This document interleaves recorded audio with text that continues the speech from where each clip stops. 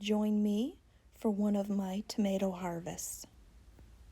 So let's come over here and let's get some tomatoes picked up here. And you can see this tomato is a giant Belgium, and she leans because she's heavy. She's also in a partial shady area, so she lags behind a little bit. But my other giant Belgium is right here. And let's go ahead and grab this tomato. Now, one of the things I'm not so fond about with this variety is they have a tendency to, I pulled the whole thing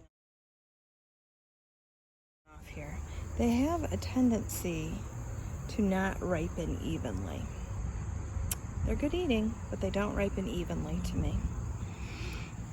All right, and let's move along here. First though, since I'm right here, this has probably got 3 or 4 more days on it. And this is a mortgage lifter. And I've got some good looking ones over here as well. Obviously not ready though. And my blue hybrid pumpkin is starting to lose some of that vibrant, almost like a Granny Smith color green that's starting to go away. And I'm hoping it's going to start going into that blue color. And look at this, it's almost towards the end of the season. And I have another pumpkin here. And another one going here. Okay, here we go. Here's some 4th of Julys. So let's get these cleared out on this side. There we go.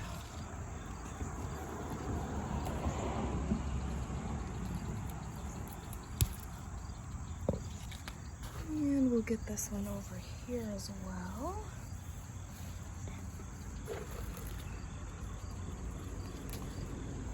Alright. Oh, here's one little one. Let's go ahead and just clean this up. I have to work the next 2 days, so let's just take care of this now. And this is a black Krim. So you can see it on this side here. Here we go. Isn't that nice? And it's got a nice cush on the bottom. Probably just needs 1 more day to like ripen very well. And here we go. Let's see how big this is.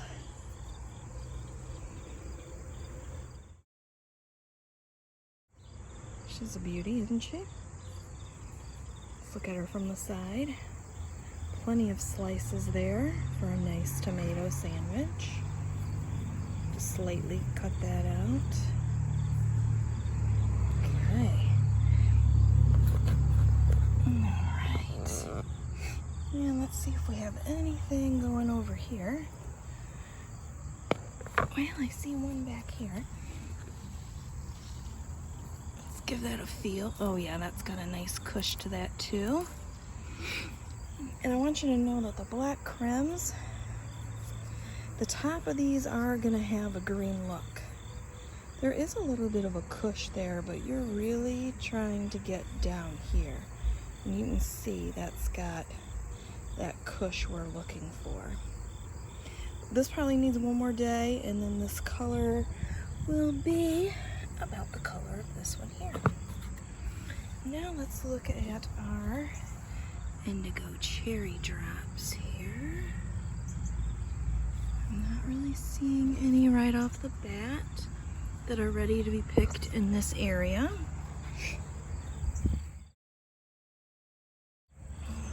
Some beautiful pumpkins here, little mini pumpkins.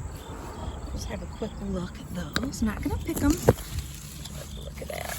Aren't they cute? I did pick one off the other day and got that nice crisp snap there when you pick them. Look at these. I know these are not tomatoes. Look at how beautiful this is. And there. And then there's another one back here.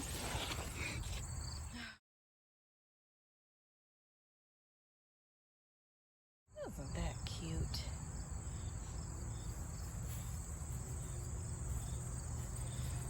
Okay, let's get in here. I've got a pumpkin hanging here. And you can see it collects this water here on top.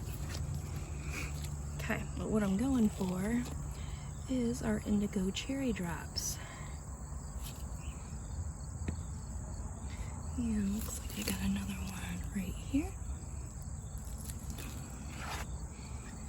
And right here. And right there. Excellent. Let me have a quick look real quick. Wait a minute. Is this one? Not quite yet. Alright. And here is the last indigo cherry drop. This is the biggest one on the property. This year, I should say. And you can see how beautiful. Get my bucket correct here. I mean, that's pretty obvious that those are ready. So let's get these picked. And you can see how big they are in the hand. They are definitely a big cherry variety. They're indigo, which means this part's purple. Has lots of antioxidants in it. And these are some of the best tasting tomatoes, cherry tomatoes. Here's some more over here. Take both of these off. Let's see what else I got over here. Here we go. It's hard to get it in the middle when you're blinded by the sunlight, so I apologize for that. One here.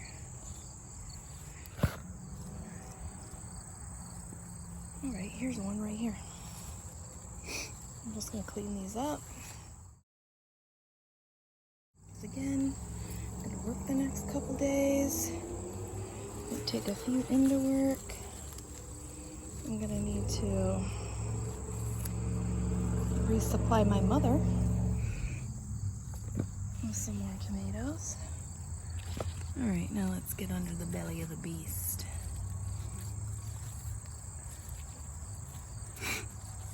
Alright, and then this one right up here. Okay. Gorgeous. Gorgeous, gorgeous. It's gorgeous. And I want to get them all. Alright, tomatoes we don't really store in place. We don't have the luxury of that like we do with a carrot. Sometimes an onion, definitely herbs. We gotta get them when they see them. Tiny, that's so tiny. Okay, let's put some cabbage. Oh yeah, that's coriander. Some seaweed over here. Let's see seaweed on top. I'm so quiet and concentrating on this color and the sun not being my eyes. I'm totally aware that these are the last lovely little days of summer here. So enjoy them. I also enjoy my other seasons, just so you know. Okay, now let's go out here because these volunteer tomatoes, I can see we've got a few out here, and these are going to be those sweet 100's. Didn't plant these are volunteer. These dropped out for me. Oh, here's a couple more out here.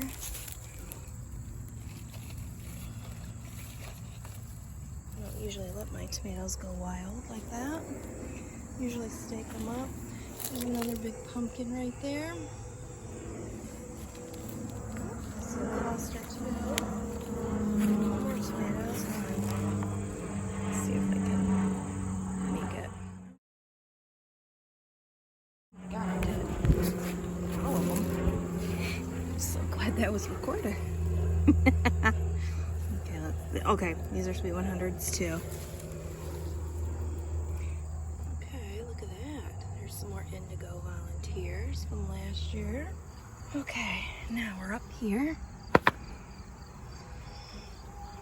These are sweet 100's. These all need to ripen a little bit.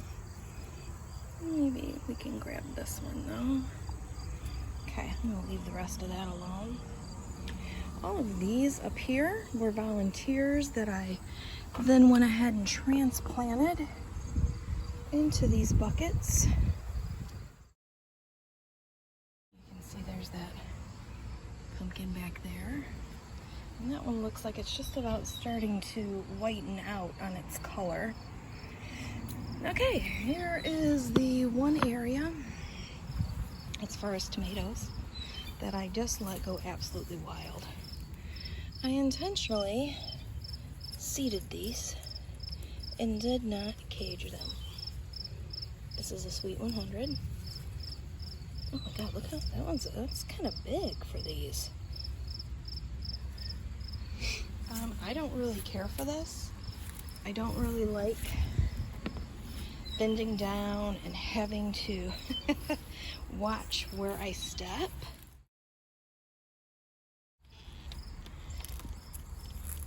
Okay, hang on. And step over everything to get them ripe. I actually like them nice and neat and tidy and in their cages or staked up on an actual stake. There's those.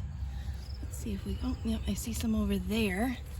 Can't reach those, so now I'm gonna have to pick these up and reposition myself again. Yeah, I don't like these being wild.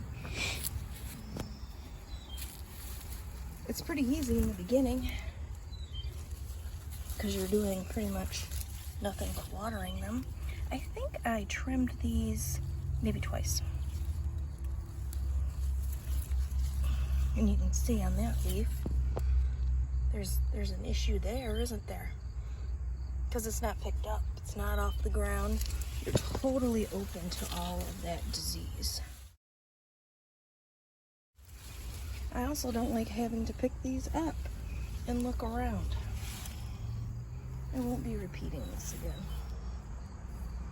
But see, this is one plant. See how this sprawls from the step to it ends right there. And we've got a nice big bay window. So, I mean, that is a lot of space that is crawling around here. Alright, you guys, 15 minutes. We've collected all the tomatoes that we possibly can today. Love you so much. I wish that you would like and subscribe. Hi guys, today is October 4th. It's raining out right now, and for the last, I don't know, I guess week, I've been collecting and giving away the tomatoes. It's the last of the season here in Zone 5. And I have a to-go bag here I'm going to drop off in the morning. Okay, and something else I want you to notice. Okay, these are black crumbs right here. Look at how big those are compared to my hand. That's like, that's a good slicer. That is pretty much all you need on a sandwich. One big, thick slice. This one is kind of an oddity for a black crumb. It just has one crack right here. A lot of the other ones are going to have multiple cracks. Let's see if I can find a good one. Yes, this is what they normally look like. That's it, guys. That is it for the partial of the harvest. I can't really wait till everything is here and then film it, because everything sort of ripens at different stages. If you got value out of this content, please subscribe. It costs you nothing, and it means everything to content creators. It would be oh so sweet. And leave a like. Have a fantastic day.